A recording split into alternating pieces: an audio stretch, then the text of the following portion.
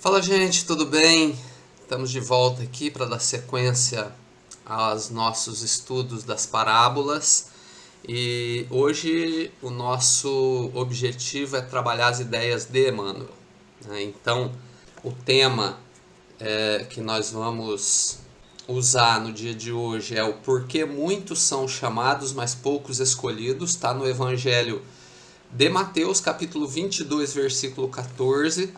E são, então, textos que foram compostos por Emmanuel. Nós usamos para montar esse trabalho essa obra aqui, que é o Evangelho por Emmanuel, né? Então, são textos que ele escreveu com base nesse versículo aqui, porque muitos são chamados, mas poucos os escolhidos. E a gente gostaria de começar usando um texto que se intitula Chamados e Escolhidos. Esse texto está no livro Taça de Luz, o capítulo 25. E Emmanuel vai falando assim, ele começa logo o capítulo dizendo: estejamos convictos de que ainda nos achamos a longa distância do convívio com os eleitos da glória celeste. Então, convictos, estejamos convencidos de que a gente está longe ainda dessa glória celeste, desses eleitos, né? Já dando então um necessário banho de realidade para que a gente comece o capítulo com o pé no chão, tirando a ideia que por muito tempo e até hoje ainda pode ser compreendida como um grupo que foi escolhido, e esse grupo aí já está escolhido. É nessa condição que se colocavam, por exemplo, os fariseus. E a gente falou de como atuaram os fariseus ali durante o diálogo da parábola das bodas. Uma compreensão bastante equivocada, por se acharem justamente esses escolhidos, né? O povo escolhido. E não deixa de ter razão desde que a gente esteja com o pé no chão, entendendo a nossa responsabilidade, né? Como criaturas divinas. Aparentemente, então, o começo de Emmanuel acaba colocando um certo peso no ar, né? Deixa uma certa opressão, colocando a gente, como a gente já falou, com o pé no chão, né? Mas aí ele vem, o parágrafo não termina aí, né? Na sequência ele diz assim: entretanto. E a palavra entretanto é bem interessante. Por quê? Porque como conjunção ela apresenta a oposição entre duas ideias. Então, se ele apresentou um texto mais ácido para nós, né? Mais ácido no bom sentido, tá, gente? Colocando a gente aonde nós realmente devemos estar. Mas o entretanto vai falar outra coisa. É uma ideia que se opõe a essa primeira. Então ele vai dizer assim: entretanto, pelo chamamento da fé viva, que hoje nos traz ao conhecimento superior, e vou parar de novo porque a construção da ideia desse parágrafo ela é muito rica, não dá para você pegar o parágrafo como um todo e engolir ele de uma vez só. Você tem que fazer essa análise seccionada dele para começar a entender a verdadeira intenção de Emmanuel nele. Então, entretanto, pelo chamamento da fé viva, né? Bom, fé vem do latim fides, crença, né? É o que eu penso, então, o que eu acredito. Vida é o conjunto de hábitos e costumes, é a forma de viver. Então, é o que eu faço.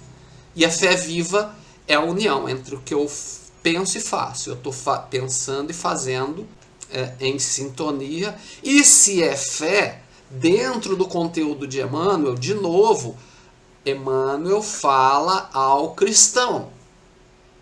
Então, o cristão acredita, tem fé no Cristo. Então é esse conjunto de pensamentos. E ele vai agir de acordo com esse conjunto de pensamentos, de valores cristãos. Essa é a fé viva. É atuando em harmonia com os ensinos do Cristo, a fé viva. Então, pelo chamamento da fé viva, é o exemplo, né? É o exemplo. Pelo chamamento daquilo que eu faço no meu dia a dia, que hoje nos traz ao conhecimento superior. Bom, hoje como advérbio no dia que se está, então vale agora, esse momento que eu estou gravando o vídeo, e para quem está assistindo esse momento que está assistindo o vídeo. Mas como substantivo masculino, vale também como tempo atual, né? Então atualidade já não é tão momentâneo, ele expande mais, né? Então bacana essa maneira de compor de Emmanuel, porque vai trazendo alguns valores para mim, né? Esse hoje advérbio que vale só para mim, mas esse hoje substantivo masculino que vale para o conjunto daqueles que atuam da mesma forma como nós atuamos, né? Então, interessante essa sutilidade de Emmanuel, né? Então, hoje, nesse sentido, nos traz ao conhecimento superior. Quer dizer, nós estamos aqui em busca do quê? De conhecimentos superiores. Não são esses conhecimentos que eu já tenho. Eu estou em busca de mais. Superior, está acima. Mas que conhecimento esses que têm harmonia com os ensinos do Cristo. Então, note como Emmanuel vai falando muito pouco, mas dizendo muito ao longo do parágrafo. E aí ele conclui dizendo assim: guardemos a certeza de que já somos os escolhidos. Note como ele inverte, né? Se primeiro ele nos dá um choque, um banho de água fria, no fim ele fala: já somos os escolhidos. E Emmanuel fala do homem, de cada um de nós, que foi escolhido para algo. E nós que compomos esse conjunto, somente a nós cabe compreensão, buscar a compreensão dessa finalidade para a qual fomos escolhidos. E essa finalidade, na esmagadora maioria, diz respeito a nós mesmos. E é ele que vai falar, né? Ele fala: já fomos escolhidos. E ele começa a dizer para quê? Olha só, para a regeneração de nós mesmos. É o primeiro tópico que ele coloca na obra. A primeira grande escolha não é para salvar o mundo, não é para resgatar o meu irmão, é para a regeneração de nós mesmos. Essa é uma característica de Emmanuel, né? Por isso que eu sou tão fã dele. Emmanuel, quando eu leio, ele está falando diretamente para mim. Ele não está falando para mais ninguém, ele está falando diretamente para mim. Por isso que eu gravo esses vídeos. Por quê? Porque eventualmente a gente gosta de assistir de novo, porque ele é para nós. Ele vale para mim. Ele é para eu perceber elementos, né, ao longo do estudo, ao longo da montagem e depois, que estão orbitando em torno de nós mesmos. E elementos que são originários de nós mesmos. Essa análise, essa grande análise do homem que sou eu. E aí ele vai dando sequência. A gente escolheu alguns alguns objetivos dessa escolha divina que Emmanuel nos apresenta, porque ele elenca muitas, né? Mas algumas que mais estiveram em sintonia com as coisas que a gente vive no momento, né? E ele diz assim: para o cultivo do bem. Olha só, outra coisa que acontece dentro de mim mesmo, né? Para o esquecimento das faltas do próximo. Aqui ele coloca o próximo, né? Mas a responsabilidade é toda minha. Ele não atribui dever algum ao próximo, mas a mim. Para auxiliar os que erram. Olha só. E finalmente para suportar o sacrifício. Todos objetivos desafiadores, tá? E só uma pequena parcela de tudo que Emmanuel nos apresenta na obra. E Emmanuel segue, né, elencando muitos chamados, e daí compreendemos como nós vamos realmente escolher poucos desses chamados. Na sequência, outro livro, o livro Irmão, no capítulo 10, novamente Emmanuel vai abordar esse tema dos muitos os chamados, poucos os escolhidos, né? E ele compõe então no capítulo 10 o texto que se intitula Escolha.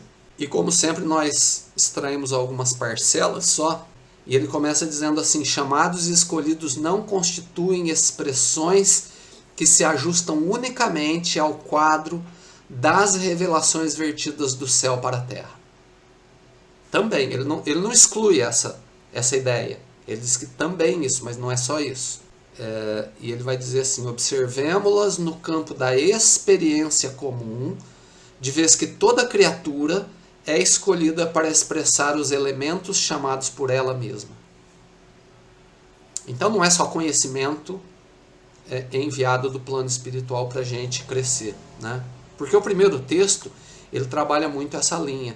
E nesse segundo, Emmanuel muda um pouco a retórica, né? Sem excluir a retórica anterior. Ele está falando que tem elementos aí também que nos conduzem a outra linha de pensamento, né? E ele fala que nós devemos observar os chamados na experiência comum. Experiência comum é a nossa vida. Qual o chamado dentro da nossa vida, da minha vida? Porque o chamado do outro interessa ao outro. Então, qual o meu chamado dentro da minha vida? E ele fala assim, de vez que toda criatura, quer dizer, nós, também é escolhida para expressar os elementos chamados por ela mesma. Então tem chamados que vêm de mim mesmo. Quais seriam esses chamados, gente? Muitos os chamados, poucos os escolhidos, né? Aí ele vai, então, de novo elencar exemplos. Ele diz assim, ó: quem coleciona a labareda da tentação é escolhido para inflamar o incêndio da angústia. Labareda da tentação. Chamado íntimo meu. Tentação são os impulsos. Impulsos é herança. Herança de quem?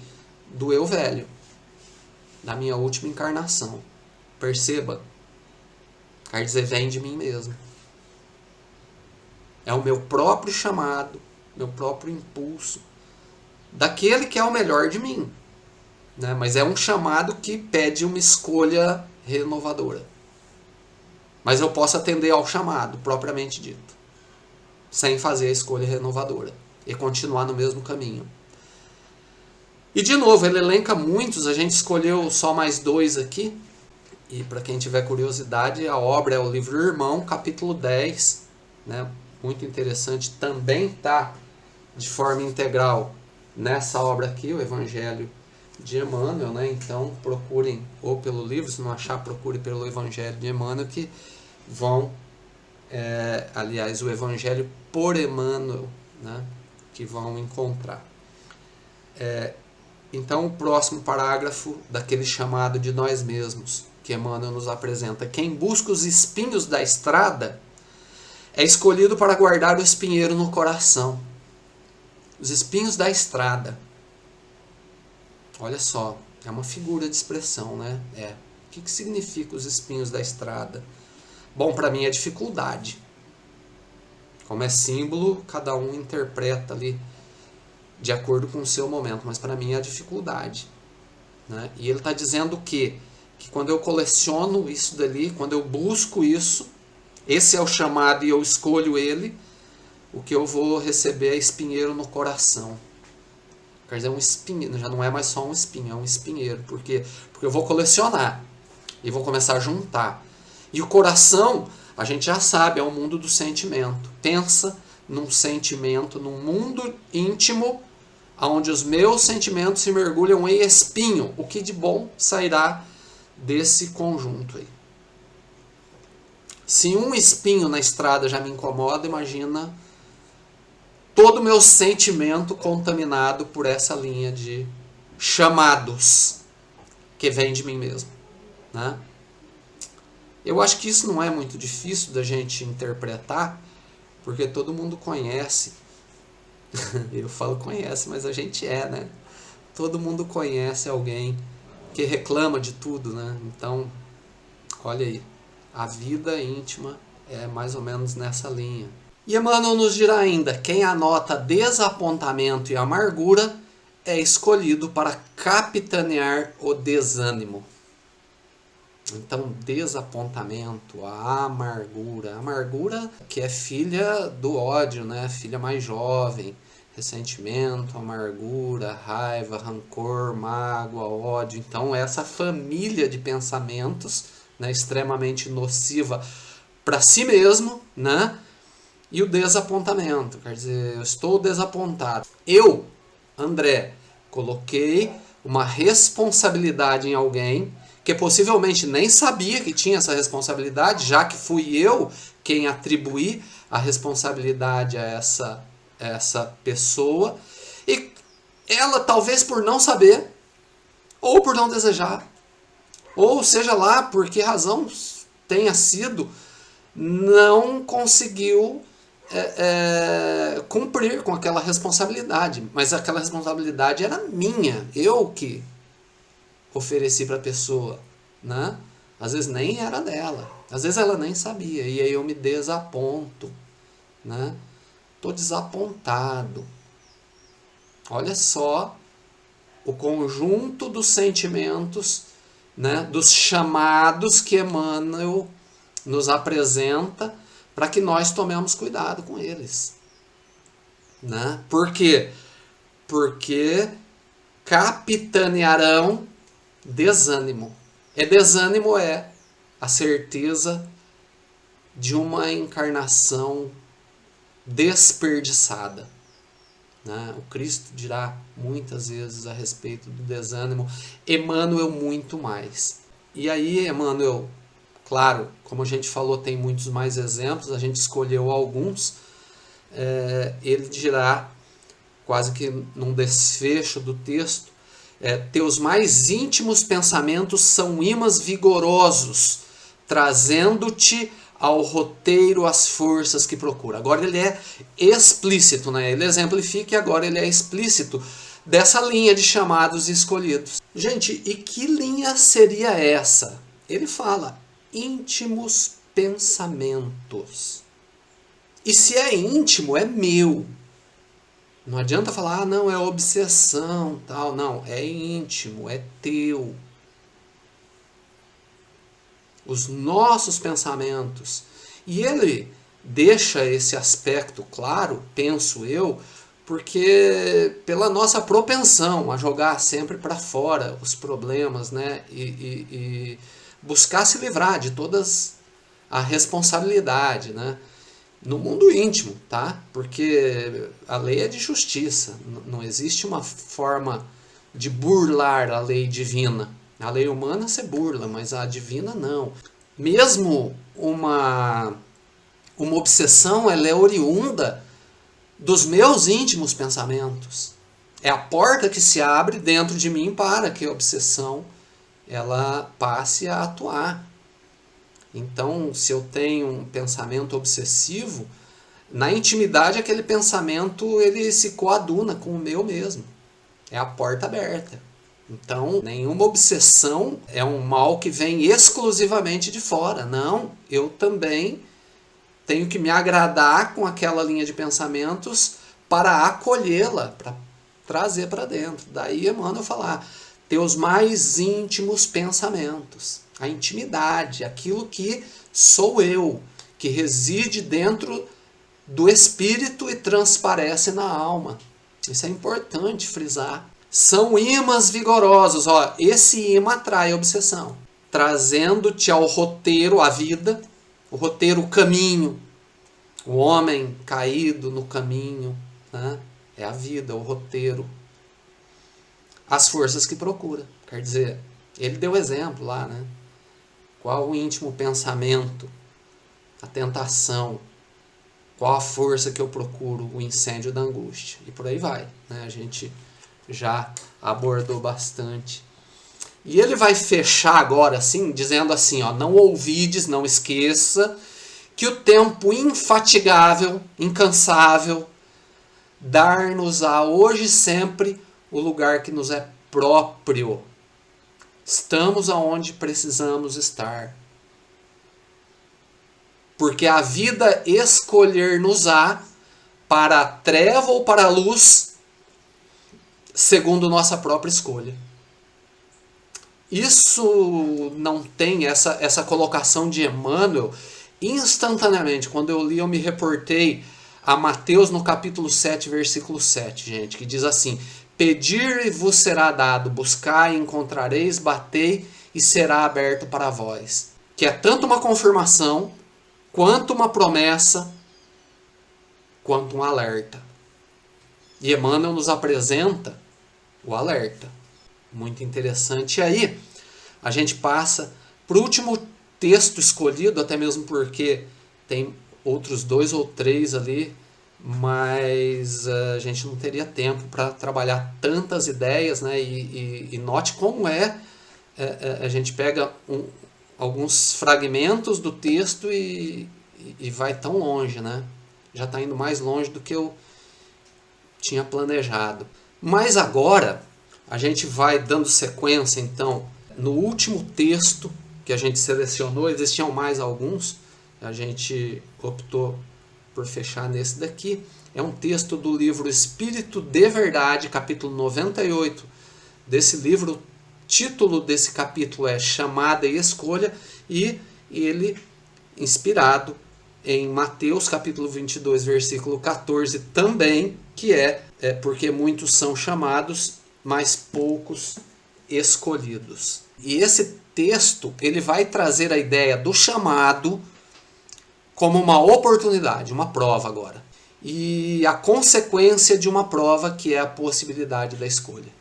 Então é essa linha que Emmanuel vai seguir nesse texto aqui, né? Então, 3 textos que nos conduzem a 3 linhas de pensamentos de grande utilidade, todas as 3, mas que divergem do tema. E ele começa dizendo assim, ó: disse Jesus, referindo-se à divina ascensão: serão muitos os chamados e poucos os escolhidos para o reino dos céus. Isso quer dizer que sem chamado não há escolha. Isso de Emmanuel, tá? Quer dizer, sem prova não tem escolha. Interessante, né? Porque é verdade. A prova é uma escolha por si só, né? Escolher entre a porta larga e a porta estreita narrada por Jesus, né? E a estreita é a da correção, a larga é a do caminho que nós já estamos trilhando desde a nossa criação, né? Por conta da ignorância que ainda não foi vencida. E ele segue dizendo assim: mas estamos claramente informados de que o chamado vem de Deus, atingindo todas as criaturas na hora justa da evolução. Quer dizer, isso é para aqueles momentos em que nós nos colocamos na condição de vitimizados, ou que a gente se menospreza dizendo, não, mas eu ainda não estou à altura dessa prova. Não, ele está dizendo assim, ó: estamos claramente informados. Sinto te dizer, mas você está se enganando, ele está dizendo, para cada um de nós. Você está se enganando quando diz que não está à altura da prova, que ainda não dá, porque cada um de nós já foi claramente informado, ele disse. Perceberam?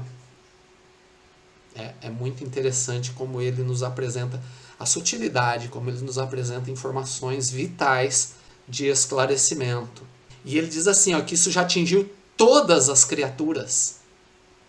Todo mundo já sabe disso. E o chamado vem de Deus e vem na hora justa da evolução. Quer dizer, a hora certa. Não tem mais aquele papo de, não, porque não dá. E aí a gente se reporta ao Livro dos Espíritos, tem 2 questões que vão tratar exatamente desse tema. É a questão 262, onde os espíritos vão falar assim, ó, que Deus supre a inexperiência do espírito, traçando-lhe o caminho que deve seguir, como fazeis com a criancinha. Então, quando você não tem capacidade, condições de receber a prova e mesmo a expiação, porque eles estão tratando aqui de expiação, mas o assunto é o mesmo, vale para os 2, tá? Então Deus supre a inexperiência. Deus conduz, como a criancinha, os espíritos vão nos dizer. E aí eles complementam falando, deixa a cada um de nós, pouco a pouco, à medida que o livre-arbítrio se desenvolve. À medida que eu vou crescendo, isso que nós estamos fazendo aqui, essa reunião, traz crescimento.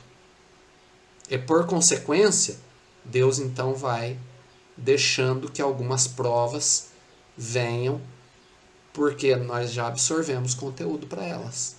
E na questão 262A, eles vão dizer assim, ó, Deus sabe esperar, não apressa a expiação. De novo falando sobre expiação, dizendo que ela vem no momento oportuno, no momento correto. Não vem antes. Se você não tem conteúdo, não vem antes. Ela vem quando ela chegou na minha vida, eu tenho que entender isso. Tem que entender que aquele é o momento mais apropriado. Eu tenho todo o ferramental e aí a gente tem que pensar quais são as ferramentas. Cadê? Qual o problema que eu vou resolver? Vou pegar a ferramenta e consertar o motor que quebrou. O motor da minha vida que quebrou.